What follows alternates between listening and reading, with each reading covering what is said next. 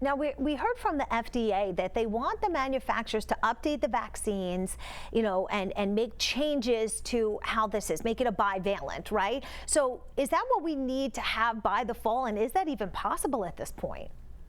I mean, that's ideal. And we had Paul Offit on our podcast last Friday. It was really great because there's 19-2, and two people are like, "Hey, I'm not sure where." What was up with Paul? Why does he not want? Don't we all want new, improved? His question to the companies was really pretty simple. He said, "You know what? I'm not that excited about data against the original Omicron. What about BA4 and BA5? Could you show us that? Because if we're going to update our vaccines, I want to see that it's going to work against the current circulating variant." So that's the goal. That's sort of the marching orders. That was the push from the two who voted against. Said, yeah, we think it's a great idea, but show us the money, so to speak. Show us that you can actually get protection against circulating variants. And what about that universal vaccine, for all coronaviruses?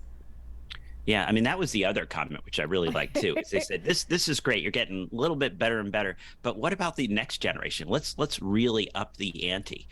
We've always said over time that vaccines protect against severe disease, hospitalization. But boy, is there a way that we could really protect?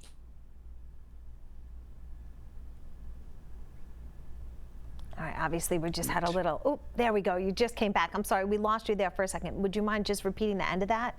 Oh, sure. I was saying that, we've always reinforced that vaccines really protect against severe disease, hospitalization. But a lot of people, and I think you keep hearing this, but I still got the COVID. I got my vaccine. Can we develop next generation vaccines that actually even protect against infection to that high degree that people would like? And that was also a push of those folks saying, this is great, but what about working on some newer, better vaccines? And do you think that the nasal vaccine, would really do that?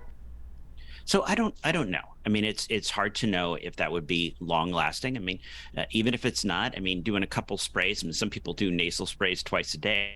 Do a nasal spray every 2 or 3 months. I'm okay with that if it can actually reduce my chance of even getting COVID. Well, that's what I'm thinking. If you're going to a wedding or to something where there's going to be a lot of people, could you just protect yourself before you went?